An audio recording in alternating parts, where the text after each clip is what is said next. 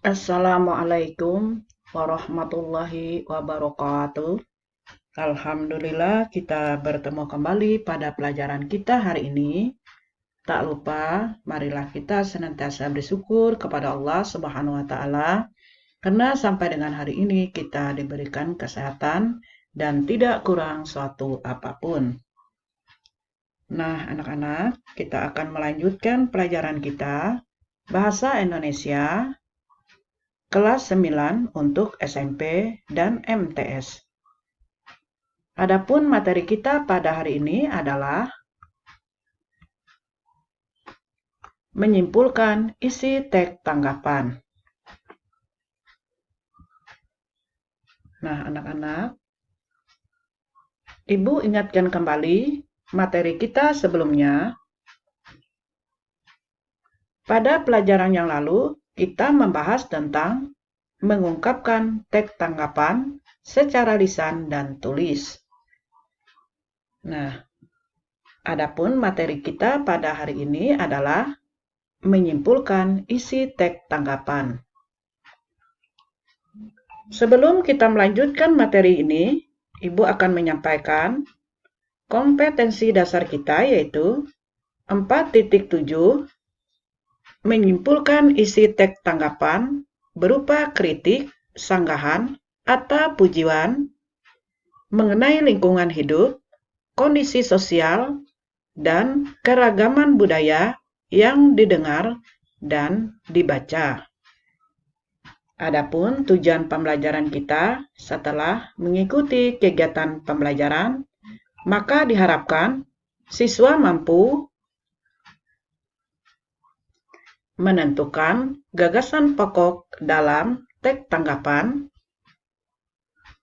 dan meringkas isi tanggapan.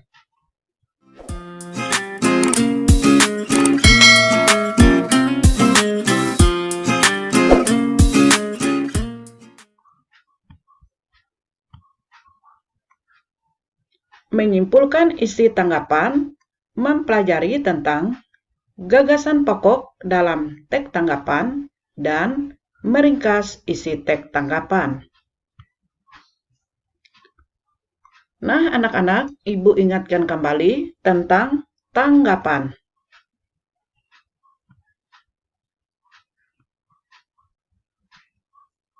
Yang dimaksud dengan tanggapan adalah kritikan, dukungan, pernyataan setuju atau tidak setuju tentang baik buruknya suatu hal yang disertai alasan logis.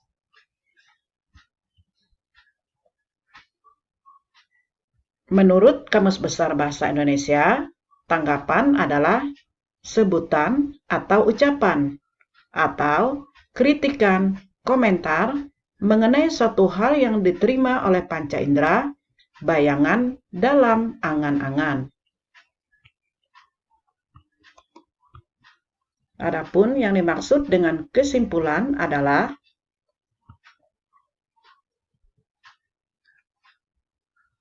suatu preposisi atau kalimat yang disampaikan yang diambil dari beberapa premis atau ide pemikiran dengan aturan-aturan inferensi yang berlaku. Dengan kata lain, kesimpulan adalah hasil dari suatu pembicaraan atau intisari dari sebuah bacaan. Nah, berikut adalah syarat-syarat dalam menyusun kesimpulan.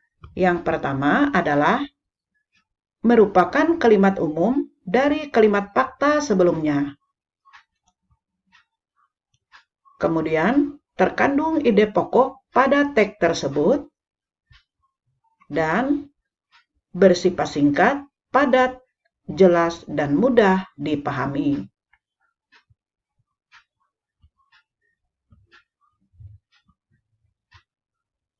Adapun gagasan pokok adalah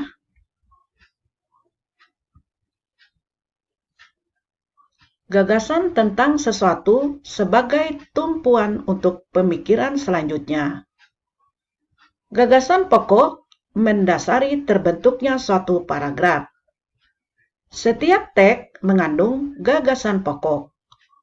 gagasan pokok tersebut terdapat di awal, dan akhir, atau menyebar di seluruh paragraf tersebut.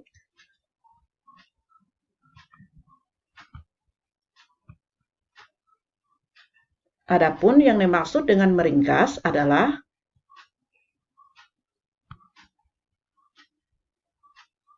kegiatan memperpendek teks atau mengambil intisari dari teks. Ringkasan adalah penyajian singkat suatu teks dengan kalimat sendiri. Kejelasan pokok-pokok isi teks perlu diperhatikan saat meringkas.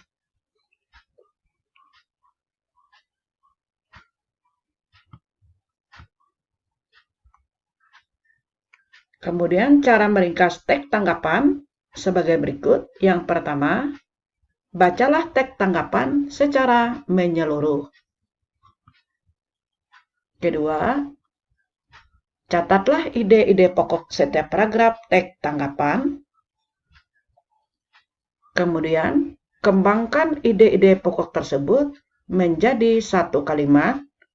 Dan yang keempat, buatlah ringkasan teks tanggapan sesuai dengan isi dalam teks tanggapan.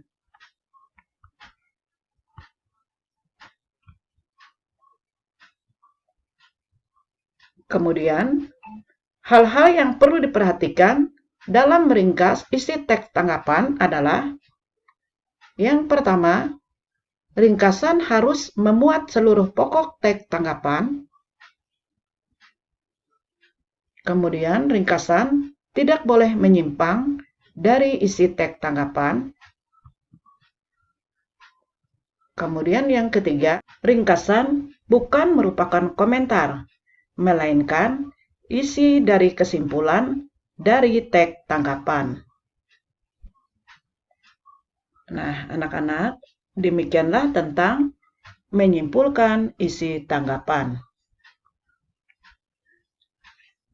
Sekarang ini ada soal. Kerjakan soal berikut ini. Soal yang pertama, Ibu bacakan. Bagaimana cara meringkas teks tanggapan? Soal yang kedua, aspek apa saja yang diperhatikan dalam meringkas isi teks tanggapan? Ibu bacakan lagi soal yang pertama, bagaimanakah cara meringkas teks tanggapan? Soal yang kedua adalah, aspek apa sajakah yang diperhatikan dalam meringkas isi teks tanggapan? Selamat bekerja, semoga sukses selalu. Anak-anak, demikianlah yang dapat Ibu sampaikan. Salah hilat, mohon maaf. Terima kasih atas perhatiannya. Semoga bermanfaat. Ibu akhiri. Assalamualaikum warahmatullahi wabarakatuh.